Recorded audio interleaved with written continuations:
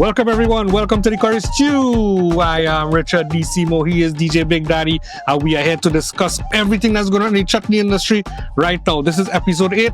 Welcome one and all. Thank you so very much for being here. And yeah, let's hit the ground running, DJ Big Daddy. I'm on the ground right now. What about you? Yes, you are on the ground. Let's hit it. Right, let me hit it. So this episode, we are talking about something within the framework of, all the other topics, but something that is kind of relevant to this post-Diwali period, right? Which is the period where everyone gets ready for two big seasons, which is Christmas, then Carnival. And the Willy Away season. Yeah. Oh, wow. Willy Away season.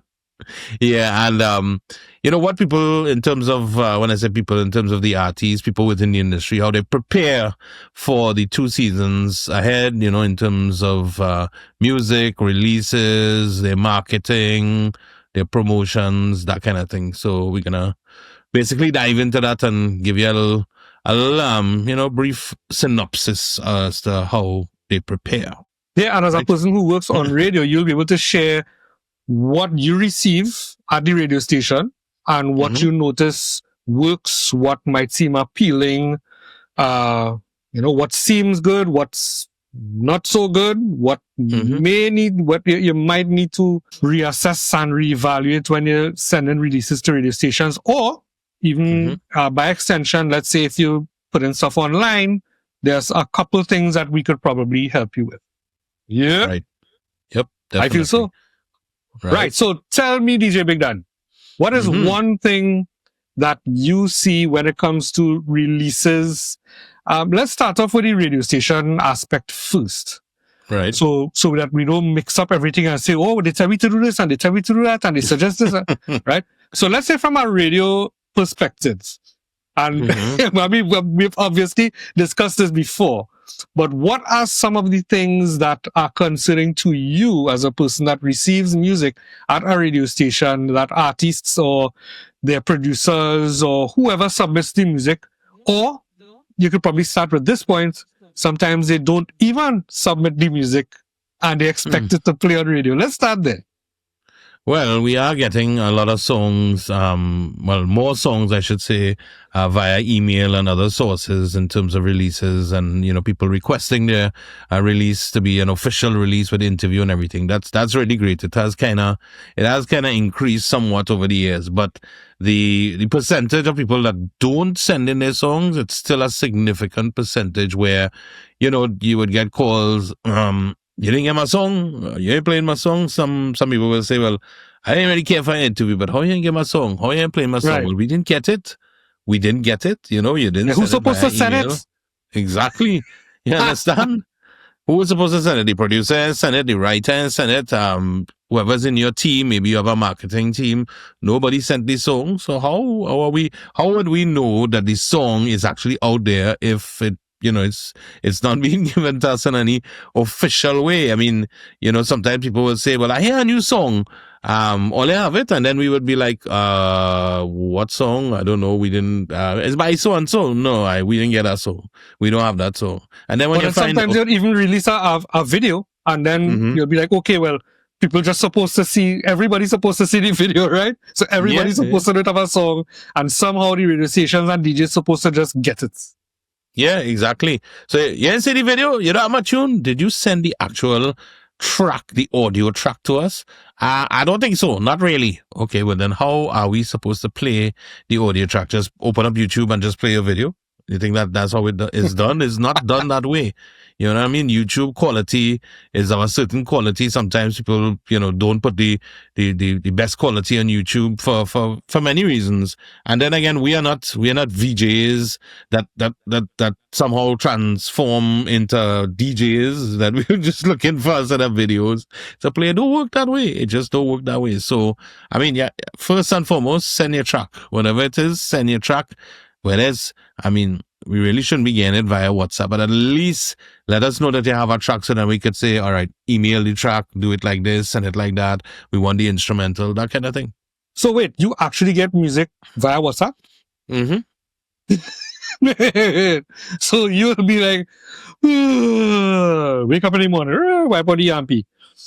And then you check your phone, and then it's like, like, okay, And the question, what comes with the song? Do they have like something written and they say, hey, Big Daddy, this is my new song, or check this out, or listen to this, or like how does it literally arrive? exactly like that, because sometimes you wake up, you see the track, you see the audio, and then you see that there's sometimes a flyer, or maybe there's no flyer sometimes, or they will just type out what's the name of the track and the artist, and A they'll be flyer like, for what, a fet? like, one of those release flyers now, the ones that they do. Right. And then the next question will be, sometimes is, would you like it via email? So today, when I get that question, I'm like, duh, send it via email. Will you send it? What are you expecting me to do? Take the WhatsApp, forward it to my email, then download it from my email from a WhatsApp attachment. That again is also a lesser quality than we require. WhatsApp is not a quality that, I mean, in most cases, you don't get it how you want it for radio. So, of course, you need to send it via email. Come on, man. Yeah. Simple. That's real weird. I mean, like, okay, I have come across this when it comes with training students and sharing files back and forth. And sometimes there are people who would expect you to do a set of work, and as if you really need this, right? When it's in the person's interest to ensure that they get it to you in a way that is easy for you to manipulate and move and share. So let's say if they send it to you via email, it's easy for you to download onto a flash drive or something and put it on the station computer or to your personal library or something like that, right? So as a person who is sending the music out, I'm guessing and I'm thinking that it should be done in a way like this. But if you say, all right, well, I sent it to him and he should want, like what is the mentality behind it? Is it that you send a song via WhatsApp and the mentality is, hey, oh, good, wait, sir, I had to play this, this have to hit the airwaves today before I hit this the air. I have to load that up. So listen, I go and do a text to just get us off of my phone and just play it. Well, I could just plug the phone inside and say, right here, jack phone, jack board, right, play. Hey, this is a new song from so and so. Check it out. I mean that actually, as weird as it sounds, that has actually happened like in the past, like in the early days of WhatsApp, and sometimes I know that there were a couple of songs, especially on the soca side, where certain artists, I'm not naming the artists, would release certain big tunes and like only like send it to somebody via WhatsApp, and then they play it off for the WhatsApp and stuff. But that was like years ago. I don't think. And they just want to, yeah, you know what I mean. But like now it's a whole different story. Yeah, because I'm guessing that file sharing has improved since then. Yeah. So all right. So bottom line, we should not be sending new releases or anything via WhatsApp, right? Yep. Well, I mean, and that's like one issue in terms of the releases. Then of course, when they do send the music, you could probably like almost guess the topics. Like there are a range of topics that have never really changed, over the years. There's a range for the chutney soca side. There's a range for even for the chatak matak. I mean, as much as we defend the traditional, we have to be as fair as possible and say that even with the traditional, you get, the wedding, you get the barahi, the barashi, what's happening on the matikur. Most of the times you get things like that. In between now, you're getting one or two, maybe, variant topics, maybe one or two new topics, but it hasn't drastically changed where, the topics are like, wow, this is a whole range of stuff that we've never heard before. Chatak matak. What would you say is the range for chutney soca? Well, what are the limitations? Chutney soca, it's still about the rum to a certain extent. It's still about the maybe the love triangle. Not too much like, I wouldn't say like horn directly, but like the love triangle. Right. So it's not you alone then. It's well, transition. Yeah. You you get you would get one or two, like we spoke about the comedic tunes that we used to get in the past. You get one or two of those still, if there's any topic that is like relevant at the time, which is synonymous with calypso and soca to an extent. You do get it on the chutney side as well, but it's basically between the alcohol, the love triangle, the relationship thing. There are certain artists that like to focus on girls every single year. I'm not going to mention who are these artists.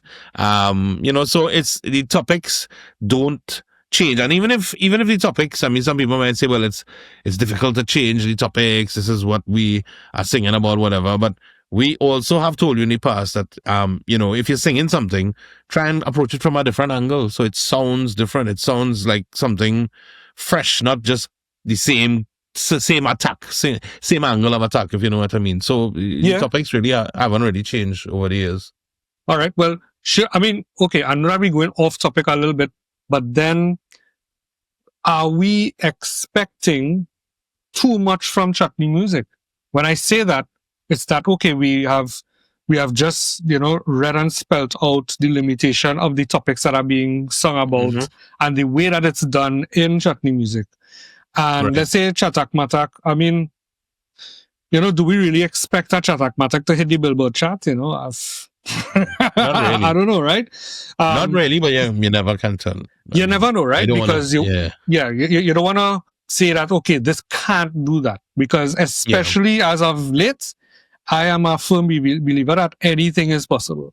But I'm just saying that with the approach that a lot of artists seem to have when it comes to certain songs, let's say like a Chatat Matter or something, you might just say you're making a song for a Barahi or a Barashi or just for a wedding or something like that, and that might be your audience. Some people create music with no audience. They just say, all right, well, this is just a song in a style of this, and that's it. Actually, there's nothing wrong with that, But then some people are saying, well, we're doing this song for the competition, right? Which I don't really agree with. As a whole thing, I actually don't agree with that at all. That makes no sense, right? Because it just very quickly, that just shows how selfish you are. That's my opinion. That is not your opinion, Big Daddy. I pin that on me. That kind of just shows how selfish you are. That you just want to win something and it's not about the music. It's not about the people. It's not about the fans. You're just trying to win something. Anyway, that's that. Right.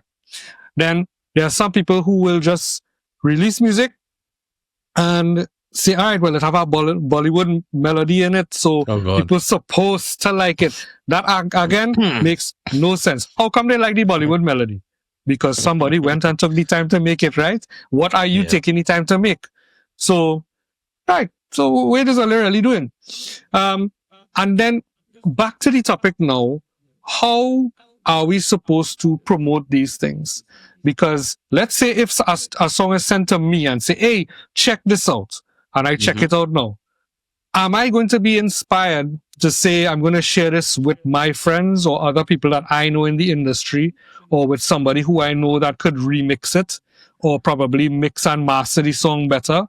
What inspiration or what sort of energy and direction you are putting out in your song and in your product to inspire not even just me, anybody, to say I'm going to share this because I'm proud of this and I really like this?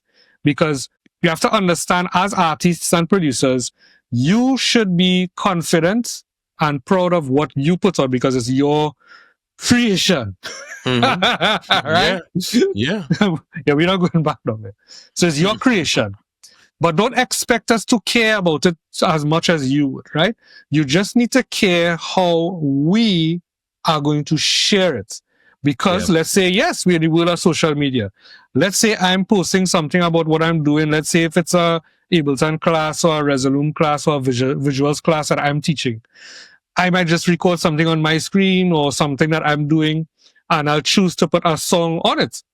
How about if there's a song that I could put on there that will kind of reflect the energy of what it is I am doing? Right. It doesn't have to be specific, but just understand that that's how your song could be shared and it could be enjoyed and consumed.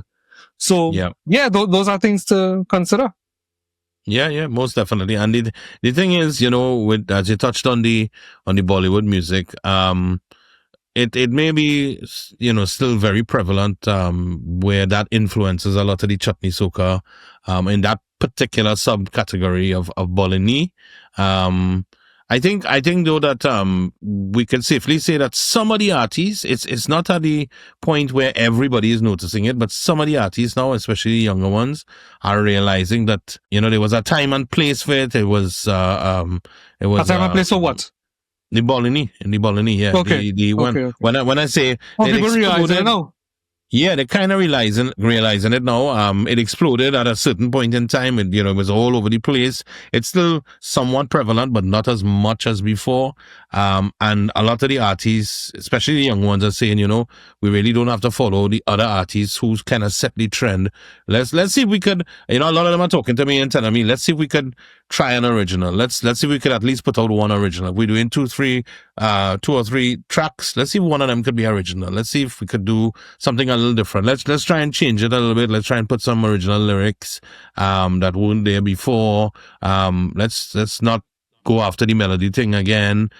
So it is, I think, I don't know if it's just what we are doing here or just the collective voice that is out there that ensuring that people start changing, artists start changing, producers, writers. But I think we kind of, starting on that drive to change it. So I don't want to always sound like, we jump in on the ball and anything, which we have in the past and which we were, which we had to do because it was so prevalent. But I think now it's going probably in the right direction. Right. I mean, Big Daddy, take your big up. I mean, you done named Big Daddy already. Take your big up. Not me. I think it's a collective. I think the industry as a whole and the supporters, those people out there who are fans and air conditions and whoever else, they're the ones who also, I think they're voicing their opinions a little more strongly than they did before. Yeah. And remember, the reason that we're doing this show is to bring things to the light so that we can improve what is being done.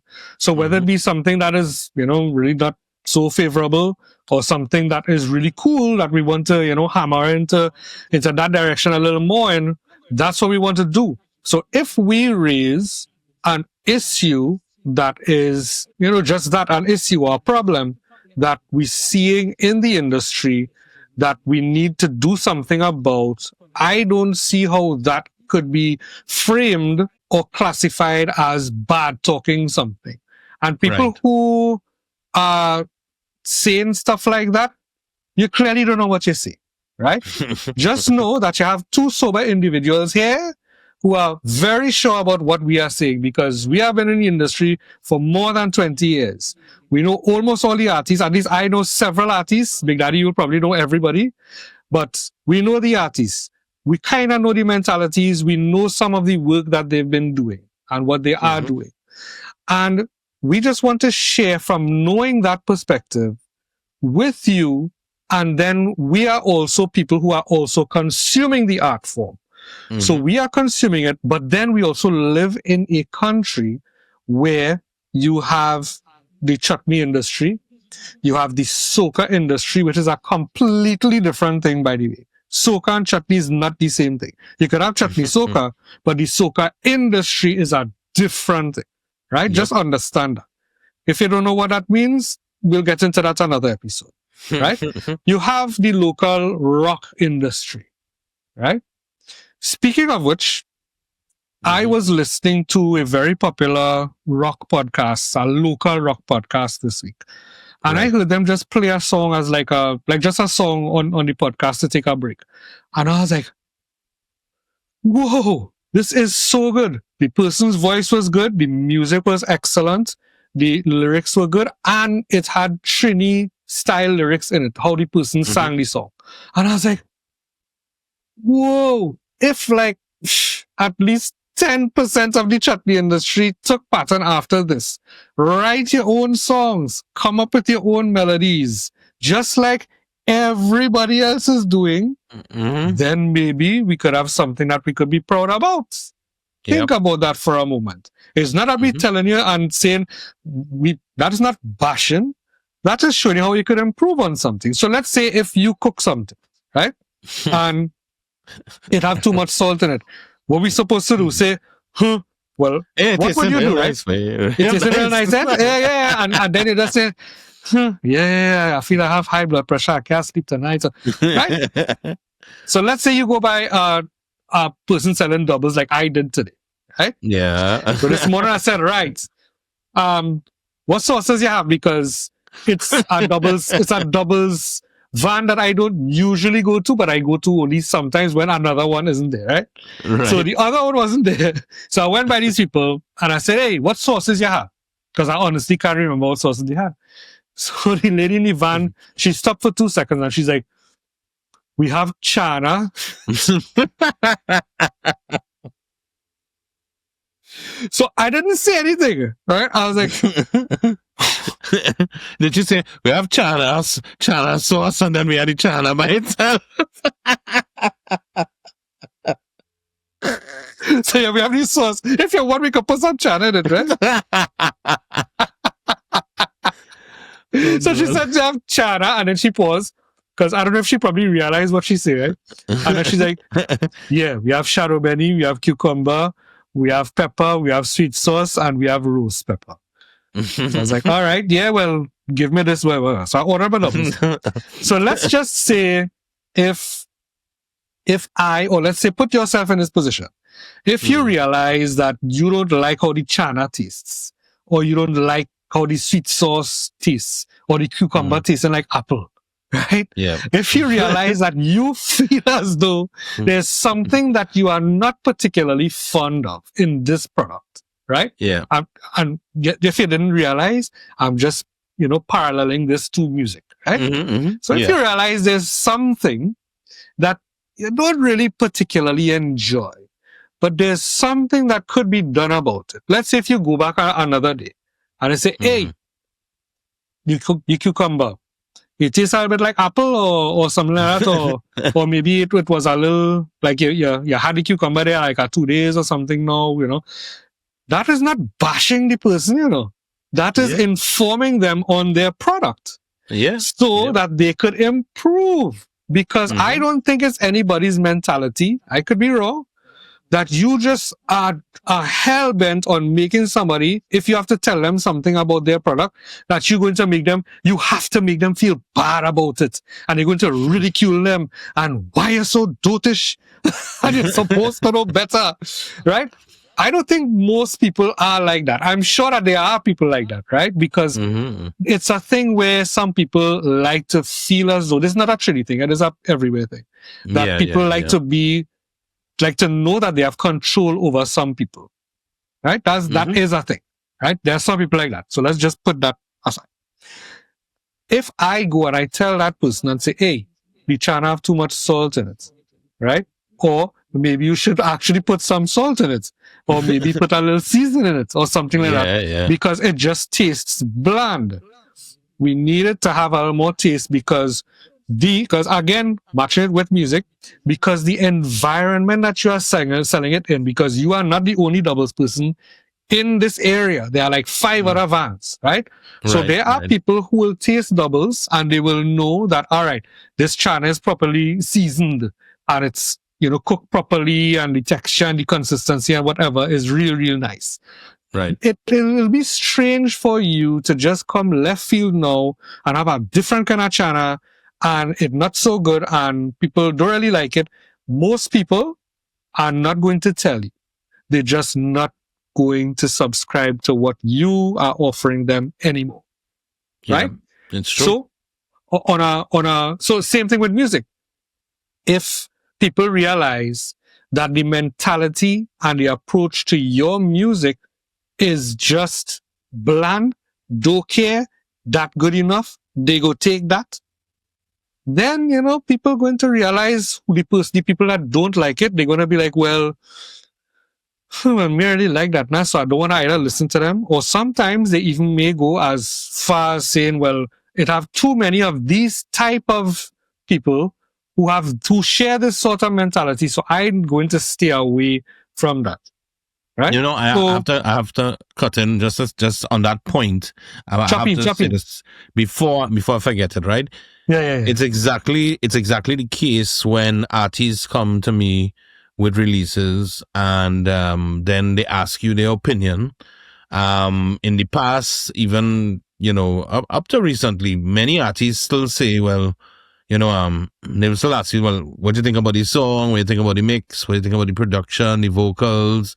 And then me, I don't want to be like the rest of the industry, where I know a lot of people within the industry still say, yeah, man, it good, yeah, it go play, yeah, it good, and leave them with false hopes. I try and tell the artists, this might need a little fixing, that might need a little fixing, the vocals may need a little more of a whatever, a little tweak, or the mastering is off a little bit, or this is high, this is low. See if you could just try and match up on the key. I try and be as diplomatic as possible, right? Because you don't want to, people in our industry take it as an insult, they take it as hate, and they get offended. They get offended fast. So why are you asking me my opinion, being someone in the industry who has somewhat of some knowledge and some experience, and I could like compare songs and tell you what sounds good, what doesn't sound as good, what is industry standard, what is not. You have to kind of like take it for what it is and say, all right, I will try and fix this or fix that. Sometimes I tell people this is not worthy for radio because the production is really, really below standard. And then they will tell me about other stations and other this and other that. And what do you know about production? You ever produced a song? Yeah. I mean, they won't tell me that directly, but you go see a post on Facebook, or God. I remember I once told an artist, actually a manager, about an artist, a younger artist, about their song, and I get a whole thing on Facebook insulting me and the radio station and blah blah blah, and I'm just trying to help you out, because being especially with a younger artist, some of the younger artists out there, they're developing, they're in that development mode, so you want them to be at a point where everything fits their range, because everybody has a kind of range as well too, right? I mean, not to say that you cannot expand your range, but especially at a certain age, you start off with a certain range, and then you start to build up yourself. So I was just trying to assist, and I get real bash, all kind of bashing and things. So I mean, what you know about that? You know how to write a song? Yeah, but I know how to use ears. Yeah. How you gonna tell me something like that? The neighbor down the road, my partner down the road, the parlor and the neighbor and everybody tell me they like it. So it's a good tune. It's a big tune. I ain't care about you. You know what I mean? And then you say, how you gonna talk about that? But then if a fan or a regular listener comes and says the same thing, how that thing songing, so they mightn't use the specific terms or anything. They might say, me I like how that thing songing. We're going to say, hey, get more specific now. I really want a little more help with that, Oh yeah, but tell me this thing. This frequency, you think it was about 1 dB too high? They're not going to know that. They're just going to know that something is off. So that's why you speak with people who have either experience or trained ears in the industry who can give you knowledgeable feedback and, something that you could probably trust. Yeah, of course, there'll be the no good ones who will just tell you that nothing good because they probably just don't like you, or because you're in a different team or a camp or whatever, and they'll just bash anything that you see a nice bash it, right? But, at the same time, that's why you come and ask us what we think, because we could give you feedback, and it's not about getting all offended by it or taking it personally, because I don't think you should take anything personally in this life at all from anybody about anything. I mean, what do we have to gain? What do we have to gain, really and truly? What do we have to gain? Just like I was talking about, there are some people in this world who love knowing that they have power over others. So if those people feel as though they got to you and they got you angry, that tells them, whether it be right or not, that tells them that they have a power over them, and I get this one vexed and I rile him up. There are people like that. Yeah. There are people. Yeah, that's a normal thing for some people, but that's not everybody. Not everybody is looking to say, right, who I could talk here today? Who it is I could just get on their nerves today? Not everybody like that. Some people in your workplace or in your school or wherever, they might be like that, but you just cannot take anything personally and get offended by anything at all in this life. That is my big advice in this episode. Just don't get offended by nothing, because you know what? If you release a song today and it does poorly and nobody wants to hear it, well, like, you're free to release another one. There's nothing that says you can't do it. I know a few artists actually who, in my opinion, they don't do such a good job. Little by little bit in nice ways, I'll probably say, hey, check this out, not try this, however, not to tell them what to do, but just to expose them to something else. And because they may hold my opinion in a slightly high regard, hopefully they will kind of take the direction. I mean, I am not them. I am not telling them their trajectory and say, hey, you could only sing rum tune in this life. Or you see, you need to sing about this, and you need to talk about scaling people wall. That is not my job, right? My job.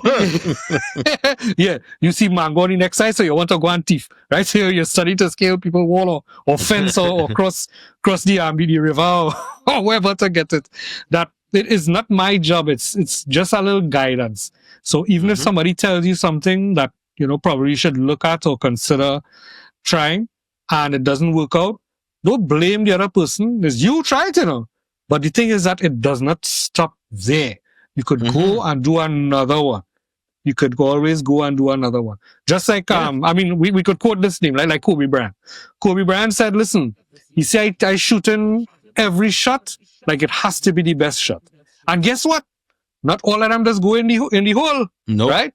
Nope. But the thing is that when he scores a winning point, or when he used to, right? So when he would score winning points, or when he would hit a real cool free throw or 3 points or whatever, the thing is that he feels good, but then he realizes he has to do it all over again every single time he takes a shot. So treat your music like that. Not everything going to be number one. Not everything going to top the charts on your favorite radio station or websites. Not all the time. But what you could do is just keep going. That's another thing that I know in this world, it's what life is. You just need to keep going. Something bad happened here, you know what? Just as mountains and stuff, they have valleys, but it have another mountain. So you'll be high up one day, you'll go down another day. So like now, Big Daddy is a real cool thing. Yeah, it's a real cool thing that you suggested that we record this show at the time that we recorded it, because I have real energy. You probably have way more energy now too. So I feeling real good. I just eat my 2 doubles and I feeling real tops.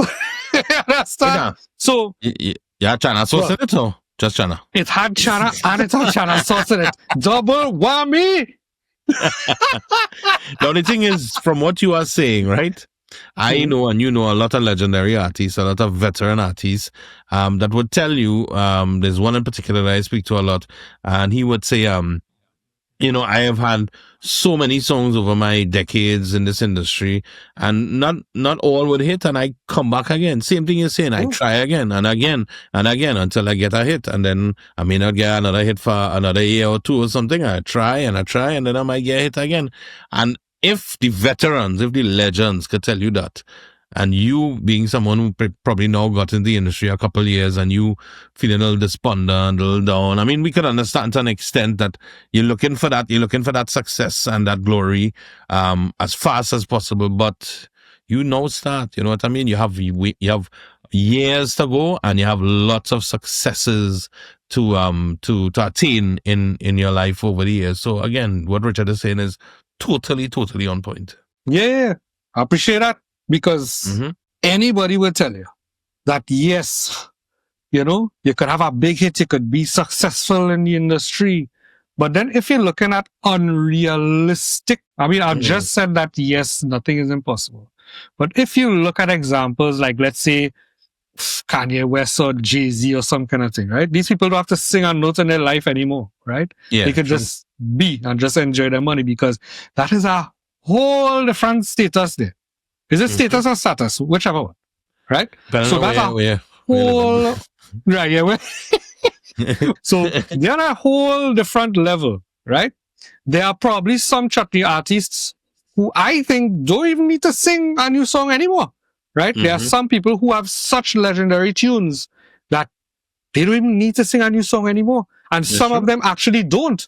Some of them, I haven't heard a new song from them for at least 5 years. and they are still touring. They are still hired to do shows for Carnival. They're still working throughout the year because I used to see them when I would travel and tour and stuff, right? Right. So, and I don't know any new songs from them. And I'm like, that is an artist. You create legendary music, whether it be if they cover a real big tune and they did it really well, or whether it's original music. The thing is that they made amazing music and it just didn't rely on one tune. It relied on having a nice arsenal of hits and you have a good catalog and you could just move it out. So some people, I feel as though they don't even need to sing anything again. They could just, milk that. And then some people need to continue doing it because they're young or they're younger. So they have the facility where people still perceive them as youths, or they have a young-ish kind of look and feel and approach to their music. So keep going, just keep going, because when people look at you like that, they might say, oh, well, this person stopped singing, or me hear nothing from them again, so me studying he or she or whoever it is, but just keep going. Just know that one song is not more than likely going to be the be-all and end-all of your career. You could make a real poop song tune, and then the next one that you make, because of how you feel bad about it, might be your biggest tune. So many stories I've heard about people where they were going to leave the industry, and they said, I'm just going to make one last hurrah, one last thing. And they wrote songs, and it became their biggest hits. So all of these things sometimes inspire you because where you are mentally, and when you write that song or when you help produce that song, that could be the biggest song of your career. So don't ever just stop and say, this is it. Just keep going. Yep, just keep going. And we were talking about started talking about all that's going to be happening within the industry for the 2 seasons in particular. It's something that that happened just quite recently that never really occurred in the past was that like 2 years ago we got one of the biggest ever chutney soca parangs, right? Yes, which wasn't even a real, there was a slight influence of the actual parang, but it was really like 95% chutney soca. It is, Just one or two, just a couple of lyrics were kind of, targeted towards that particular time of the year. And that Christmas chutney? Yeah, it blew up.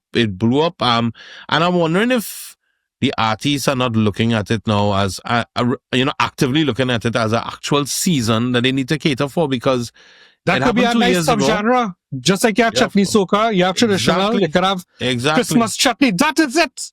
Yes. New subgenre unlocked.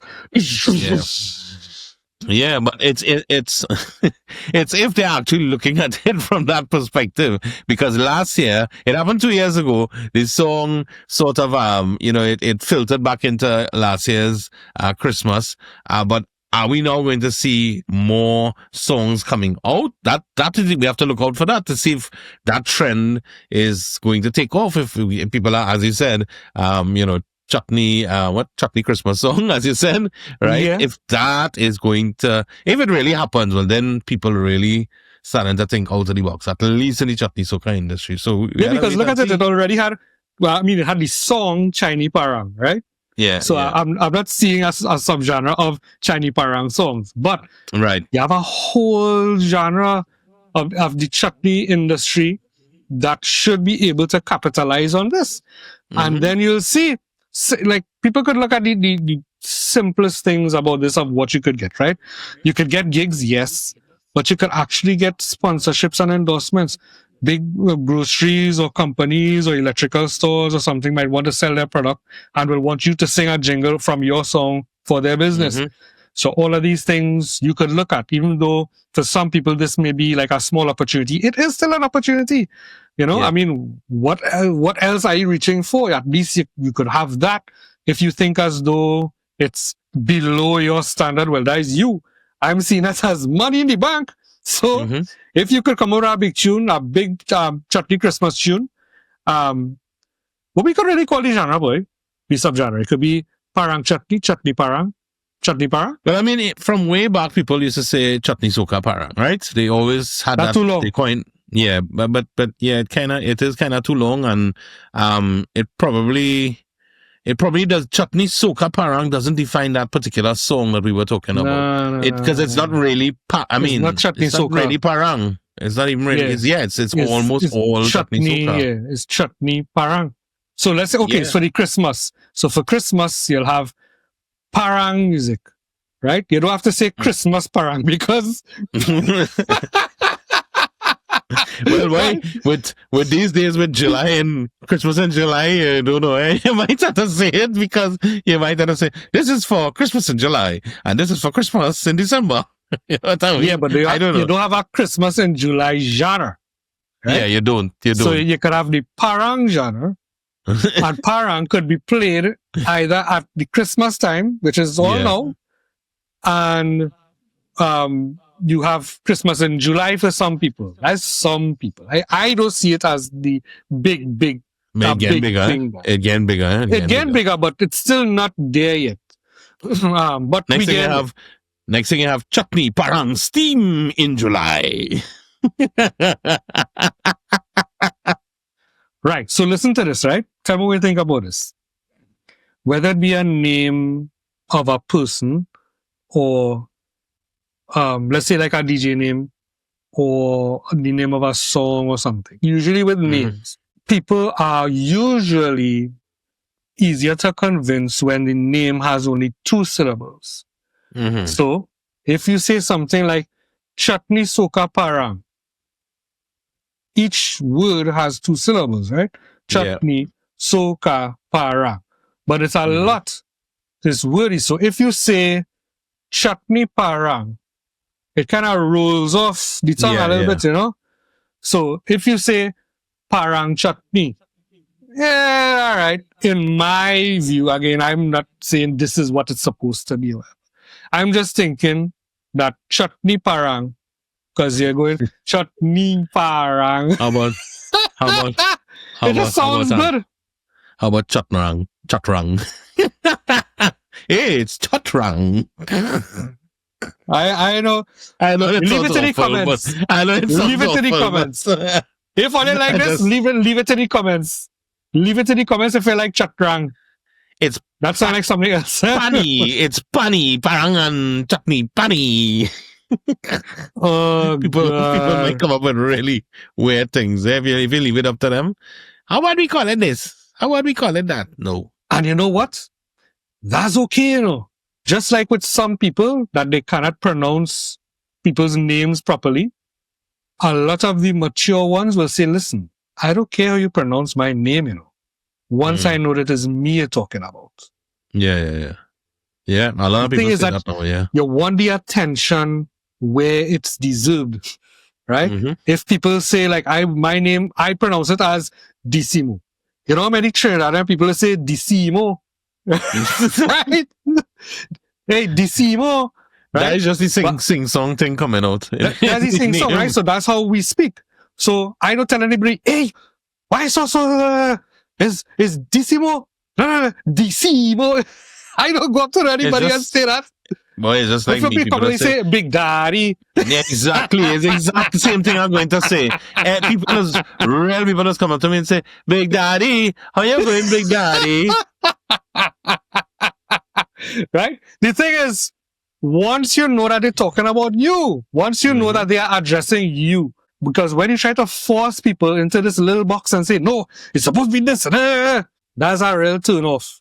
You know? Yeah. So it's just like when, I mean, I was guilty of this, right? When I used to work on radio, sometimes I would come up with those access phrases, and sometimes it's too long.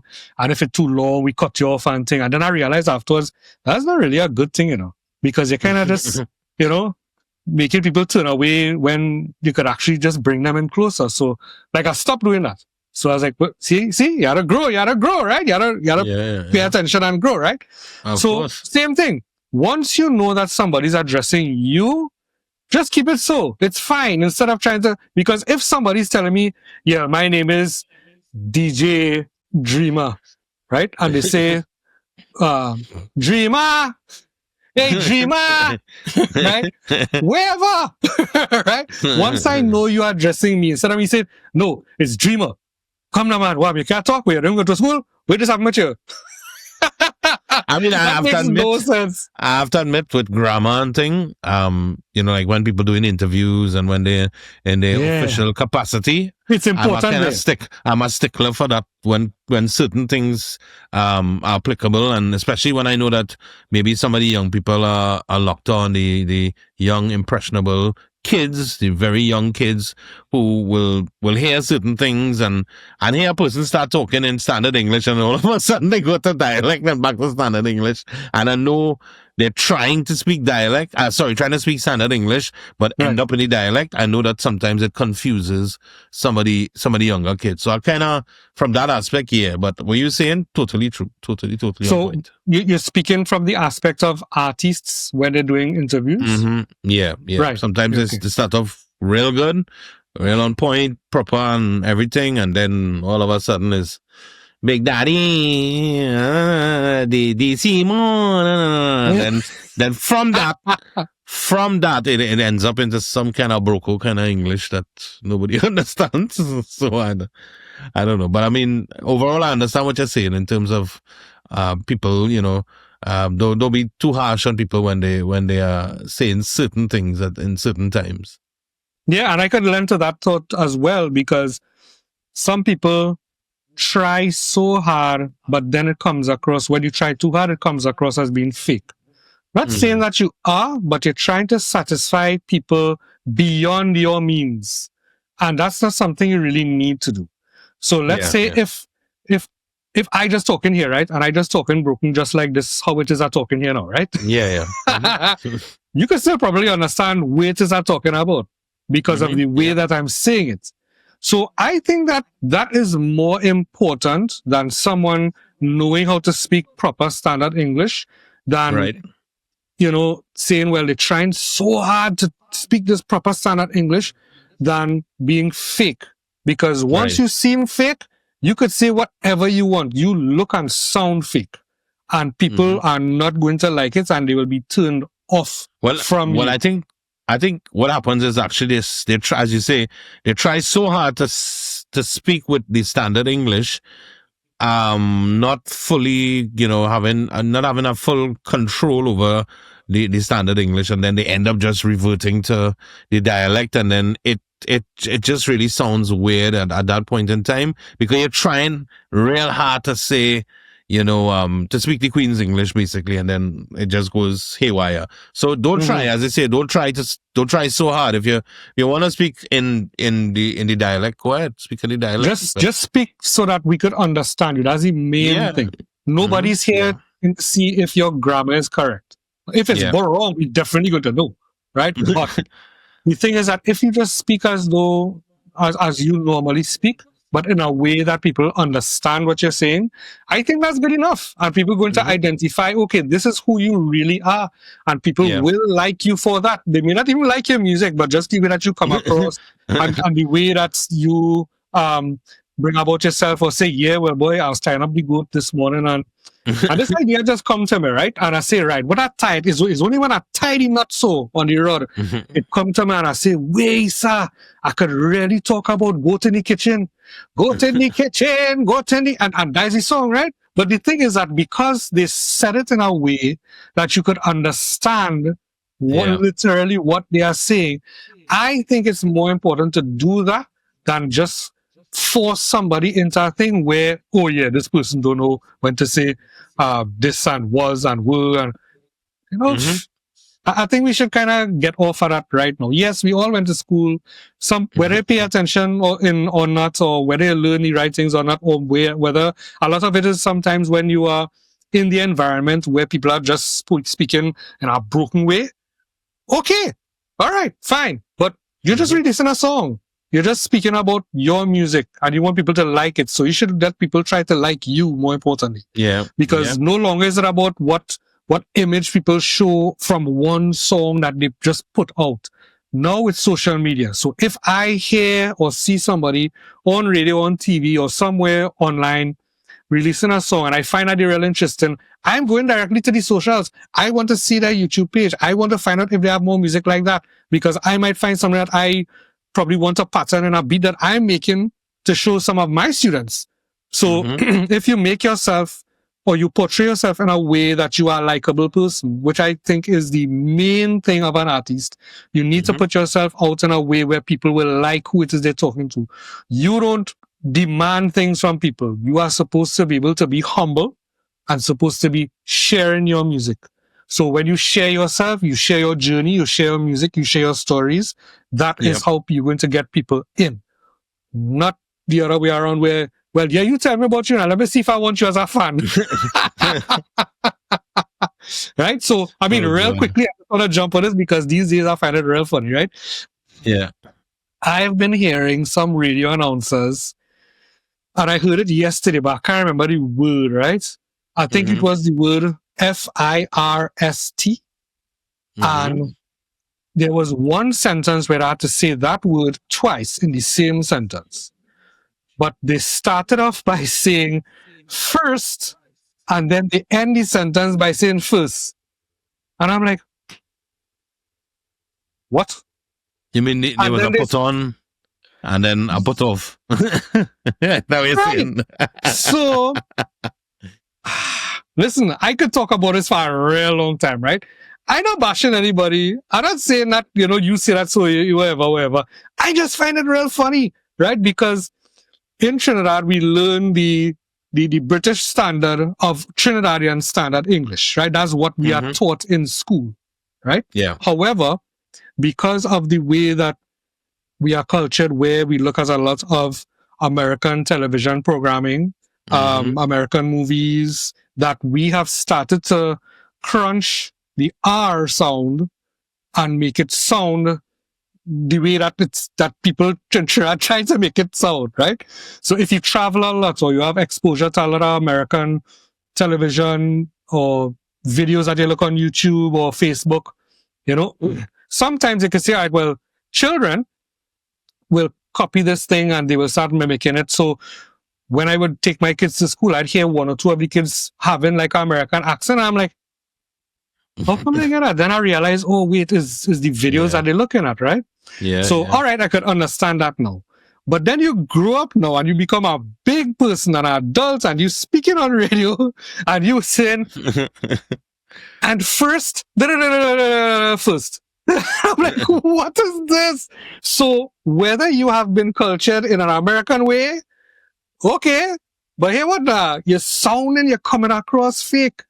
So that's just my opinion. Again, I don't put this at all on you, Big Daddy, but that's just something that I noticed, and it seems fake. You could be a real, genuine person, but because of the way that it comes across, it's like you're Trini sometimes, but then you put on something sometimes. And I hear it all the time on radio. It's just that when I heard it yesterday, I'm like, listen, I have to bring this up in some form or fashion in the podcast because it is just so funny to hear. But the thing is, the reality is that you sound fake. It could come across fake. And when that happens, people could turn off of you. So like there are certain programs that I don't listen to anymore.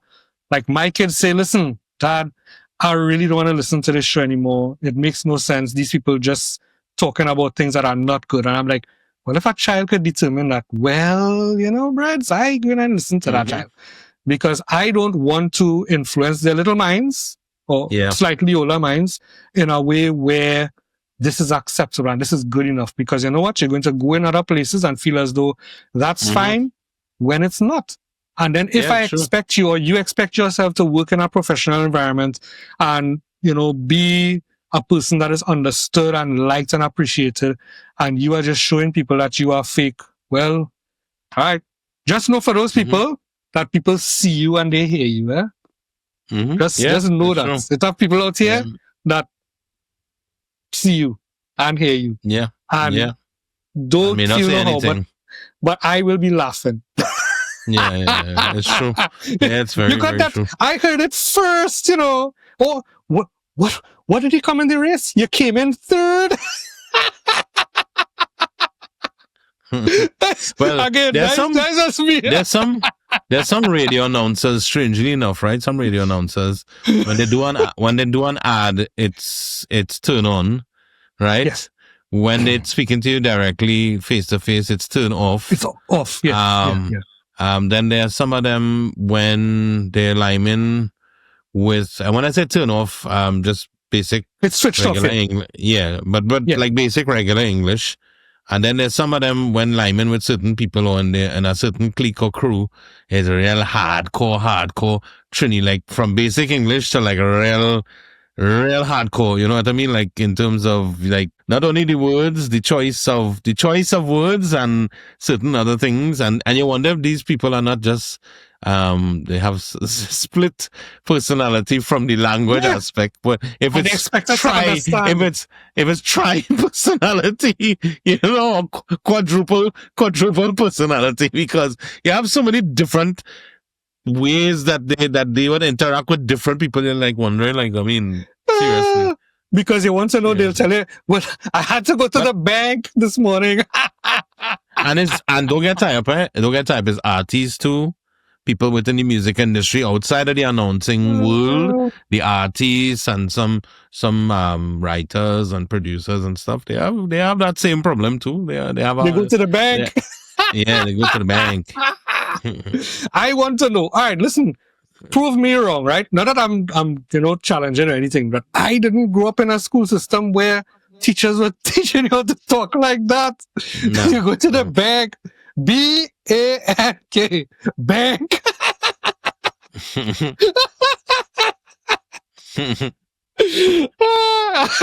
I don't know that. All right, okay, right. So basically, that past 10 minutes was brought to you by the word, by the phrase, "Be real."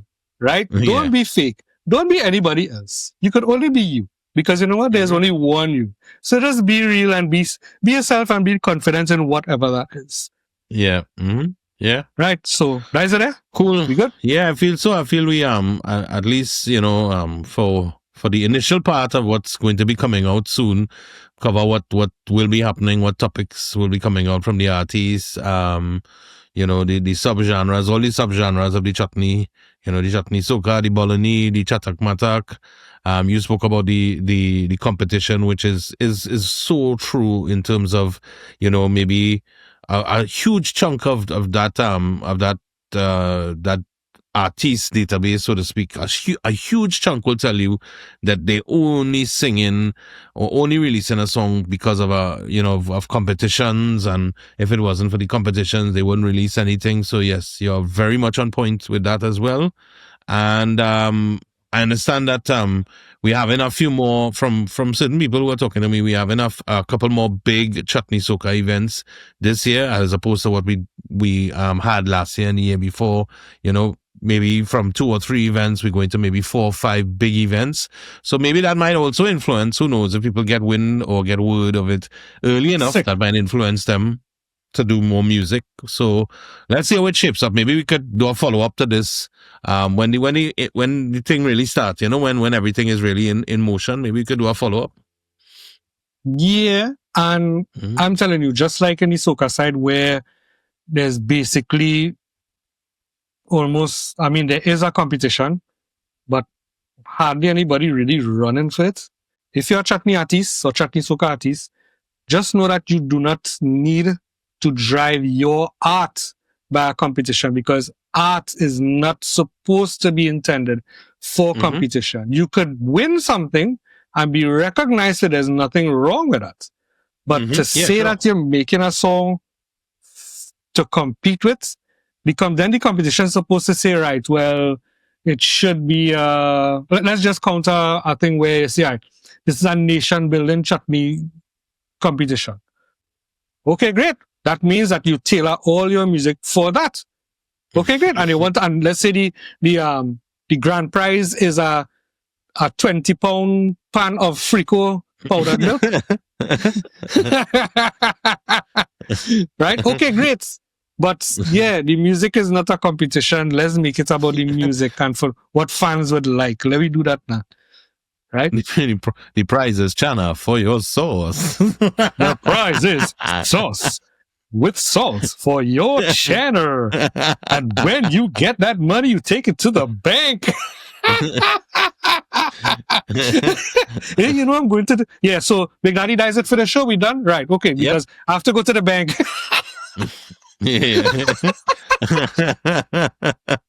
I want to get there first. You gotta go to the bank. Are you going by the teller or are you going to go to the reach out by the counter first. You want to go to the counter? All right. You going to the counter? All right. I don't want to be third. make sure drink some water before you go to the bank. All right. Nah, they're not so bad. But at least around what I had, they're not so bad. It's the first, and that guy is the worst.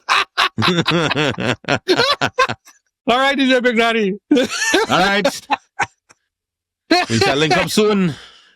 Yes, I. Good, yeah, boy. All right, people. We gone. Later, thing. Take care, thing. Take care. This cough getting worse.